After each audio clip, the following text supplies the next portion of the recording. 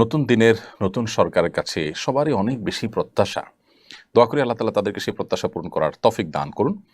আমি একটি কথা প্রায় বলি যে, এই দেশের মানুষের যে প্রত্যাশা সেটা আসলে অনেক বেশি কিছু না। মানুষ চায় সুস্থ স্বাভাবিকভাবে সমাজে বসবাস করতে, জীবন নিরাপত্তা, তাদের সম্পদের নিরাপত্তা এবং দুর্নীতিমুক্ত একটি সমাজ। এই বিষয়গুলো যদি মোটামুটি এনশিওর করা যায় তাহলে সেক্ষেত্রে খুব বেশি আর প্রত্যাশার জায়গা মানুষের থাকে না। তারপর আমি পয়েন্ট আকারে কয়েকটি আমার ব্যক্তিগত অপিনিয়ন থেকে আমি কিছু প্রত্যাশার কথা উল্লেখ করতে চাই। প্রথমত, সংখ্যালঘুদের নিরাপত্তার পাশাপাশি সংখ্যাগরিষ্ঠ মানুষের চিন্তা, বিশ্বাস এবং চেতনা এগুলো যেন নতুন সরকারের দায়িত্বশীলদের কথায় এবং কাজে প্রতিফলিত হয়। আমরা বিগত দিনে দেখেছি যে সংখ্যাগরিষ্ঠ মুসলমানদের বা এদেশের সকল ধর্মের মানুষের ধার্মিকদের চিন্তাদের ধরে সব মানুষই প্রায় ধার্মিক এদেশের। এটা ধার্মিকদের দেশ, ধার্মিকদের ভূমি এটা। সো এদেশের মানুষের চিন্তাধারার পরিপন্থী বিষয় শিক্ষা কারিকুলামে নানাভাবে পুশ করার অপচেষ্টা করা হয়েছে। সেটি যেন নতুন সরকার না করে, যদি করেন তাহলে সেক্ষেত্রে তার পরিণতিও তাদেরকে আগের সরকারের মতো বরণ করতে হবে। কারণ জনমানুষের চিন্তাধারার বিপরীত জিনিস আপনি পুশ করার চেষ্টা করবেন, অনবরত মানুষ হয়তো কিছু বলতে পারবে না, অনবরত সহ্য করতে করতে একটা সময় ধৈর্যের বাঁধ কিন্তু হারিয়ে যাবে।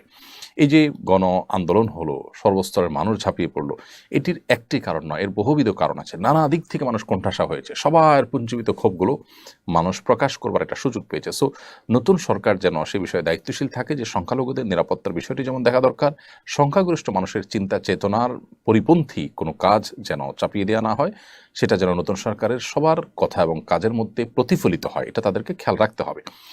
দ্বিতীয়ত যেই দাবি আমি রাখতে চাই বা যে প্রত্যাশা তাদের কাছে আমি করতে চাই তা হলো, বিগত দিনে আমাদের শিক্ষা কারিকুলামে যে ধ্বংসযজ্ঞ চালানো হয়েছে, আমাদের সমাজে যে অপশাসন, চাঁদাবাজি ইত্যাদি নানাভাবে প্রতিষ্ঠিত হয়েছে বিগত 50 বছর ধরে, সেই জঞ্জালগুলো দূর করাকে তারা সর্বোচ্চ প্রায়োরিটি দেওয়া উচিত তাদের।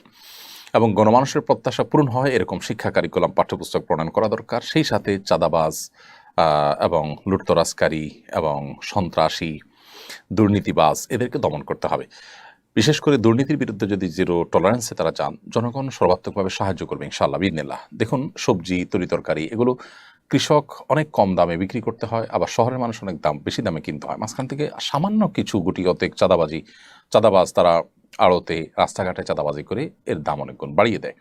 এই ব্যাপারগুলো যদি খুব শক্ত হাতে ডিল করা হয় এবং সর্বস্তরের মানুষ যদি সরকারকে সাহায্য করে, তাহলে সেক্ষেত্রে দিন শেষে দেখা যাবে যে কৃষক লাভবান হচ্ছে আর শহরের মানুষজন তারাও অল্প দামে সবজি ইত্যাদি কিনতে পারছে।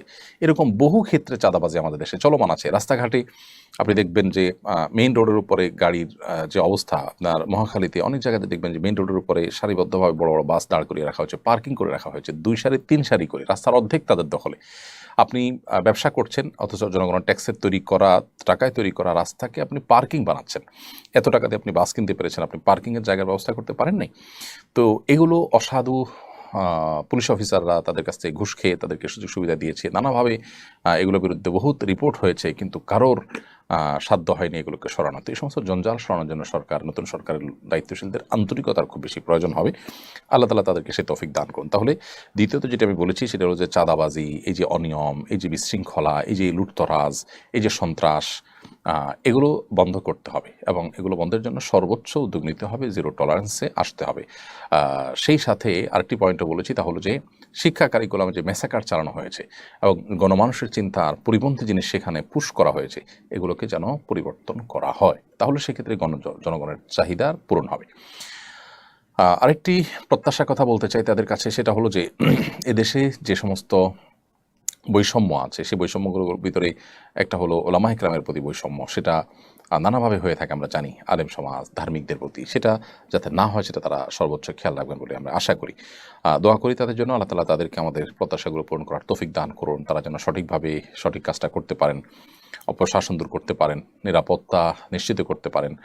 আরেকটি প্রত্যাশা তাদের কাছে বলতে চাই সর্বশেষ, সেটা হলো যে নিরাপদ খাদ্য, নিরাপদ পানীয় এবং নিরাপদ ঔষধ নিশ্চিত যেন করা যায়। পৃথিবীর অন্যান্য দেশে নিশ্চিন্তে আপনি পানি পান করতে পারবেন, খেতে পারবেন, খাদ্যের মধ্যে ভেজাল দেওয়ার সামর্থ্য কারণ নেই।